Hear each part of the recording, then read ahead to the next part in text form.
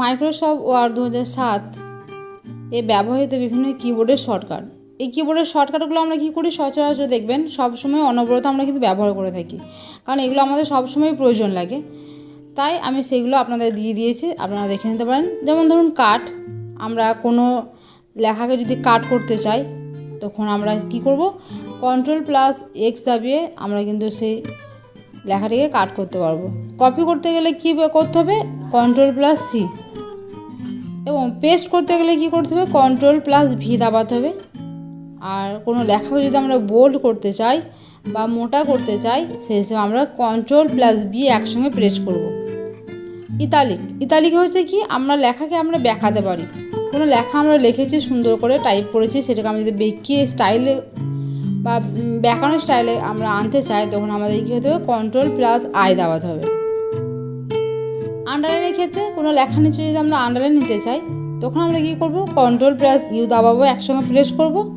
Find, দেখবেন আমরা অনেকগুলো একসঙ্গে যদি লেখা লিখে থাকি সেটাকে আমাদের খুঁজতে হয়, বা খোঁজার পর সেটা চেঞ্জ যদি আমাদের কোনো দি বা টু বা অফ কোনো অক্ষরকে যদি আমাদেরকে চেঞ্জ করতে হয় বা কোনো ওয়ার্ডকে যদি আমাদের চেঞ্জ করতে হয় তখন কী হয়, আমরা ফাইন্ড অ্যান্ড রিপ্লেসের মাধ্যমে কিন্তু সেটাকে চেঞ্জ করতে পারবো।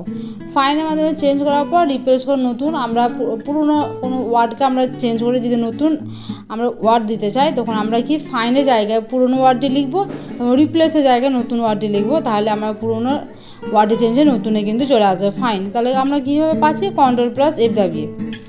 রিপ্লেসটা কি, রিপ্লেসটা হচ্ছে Ctrl+H দাবিয়ে। সিলেক্ট অল, আমাদের যদি ওয়ার্ডে অনেক কাজ করা থাকে এবং সেটাকে আমাদের সব একসঙ্গে সিলেক্ট করে কোনো স্টাইল করতে চাই বা অন্য আদার্স কোনো কাজ করতে চাই, তা সেক্ষেত্রে আমরা সিলেক্ট অল দাবিয়ে কিন্তু Ctrl+A দাবিয়ে কিন্তু আমরা সিলেক্ট অল করতে পারবো। প্রিন্ট আমরা কী করি,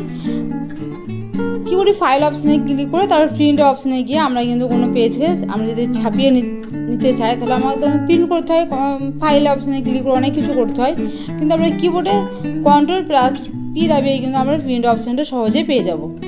সেভ, Ctrl+J দাবিয়ে কোনো কাজকে আমরা সেভ বা সঞ্চয় করে রাখতে পারবো। আনডু, কোনো লেখা মুছে গেছে ভুলবশত, সেটাকে আমরা যদি আবার পুনরায় ফিরিয়ে আনতে চাই তখন আমরা কী করবো, Ctrl+Z কিন্তু একসঙ্গে প্রেস করব। এগুলো ছিল আমার কিবোর্ডে কিছু গুরুত্বপূর্ণ বা সচরাচর ব্যবহৃত বা সবসময় ব্যবহৃত কিছু কিবোর্ডের শর্টকাট যেটা আমরা সবসময় ব্যবহার করে থাকি। এছাড়া আরও একটা কাজ আমরা করতে পারেন, স্পেস ধরো কোনো ভিডিও দেখছেন আপনারা, ভিডিও কিন্তু পজ করতে বা থামাতে আমরা কিন্তু, এটা আমি লিখিনি আপনাদের বলে দিই, স্পেস বার দাবিয়ে কিন্তু সেই ভিডিও আপনারা পজ করতে পারবেন বা থামাতে পারবেন।